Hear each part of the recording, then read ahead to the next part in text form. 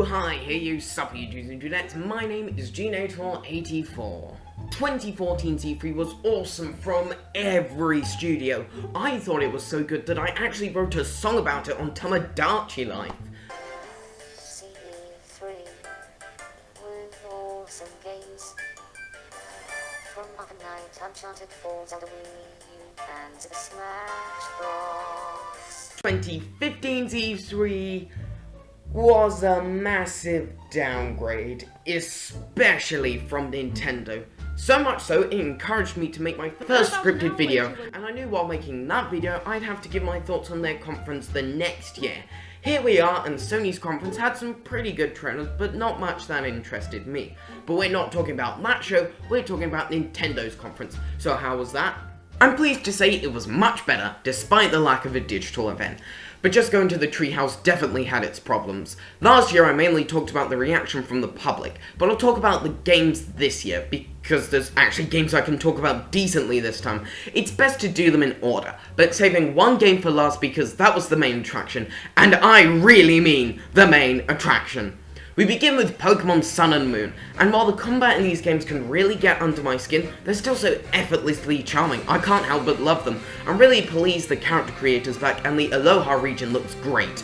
Online also looks more fun, so I'm definitely excited for this game. More Pokemon as they showed off the Pokemon Go app. That was boring. Then we got a new IP, Ever Oasis, where you protect a town by wandering the desert and fighting enemies. It looks pretty generic, but maybe if we get more info, maybe I'll be interested. I don't know, it's not doing much for me now.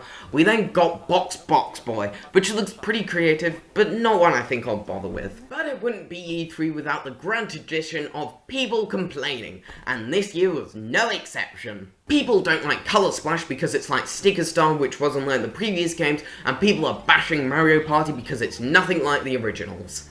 Nintendo are trying new things and also making the games for people who aren't hardcore fans? No! War Nintendo! War Nintendo! Personally, I liked Sticker Star because it was my first Paper Mario game, so I'm looking forward to it. Mario Party, couldn't care less, but why are people complaining this isn't like classic Mario Party? They're keeping the series fresh and new, just play the old games if you want them to stick to the classic route. Also, are people seriously whining about a party game? A party game? We had a few more games, so let's get through them quickly. We got Dragon Quest, Was Inferno 9, Monster Hunter, not really my thing, Yokai Watch 2, haven't played enough of the original yet, Tokyo Mirage Session, let's see, Rhythm Heaven, looks kind of fun, oh, there's nothing else. So yeah, some decent stuff. Now, we get to the big one. Last year, I complained at the lack of a certain game, and boy, did they apologize. It's time for me to give my thoughts on the footage of Zelda Wii U, or should I say, Breath of the Wild. The trailer is amazing. Throughout the whole thing, I was gasping with glee and shock. It blew every expectation out of the water. I even thought it could end up as the best game ever. But I have to admit, once I started playing the game, my expectations dropped a bit. And now we get to the meat of the problem with this conference. They gave us gameplay for each game, alright. Far too much! I actually tried to watch the whole thing thinking it would be an hour or so, and it just kept going and going and going and going and going to the point where I just gave up. Half of the footage wasn't even interesting, just them running around saying how everyone's playthrough will be different. I could have done without half of what they showed, but let's not talk about that. What did look great? The graphics are beautiful. It's a mix between Wind Waker and Skyward Sword, and I am totally okay with it. But why do bokoblins look like mutant Stitches? Anyway, the art style is just wonderful, and the world itself looks pretty exciting. Some parts look a little empty, but nothing too bad. The new abilities also look like a lot of fun. Magnesis especially looks perfect for Chaos, and the amiibo use is pretty neat, as is the stealth and the weather function. But there's one new feature which will be considered a game changer. Something that blew away gamers when their eyes first glimpsed this element.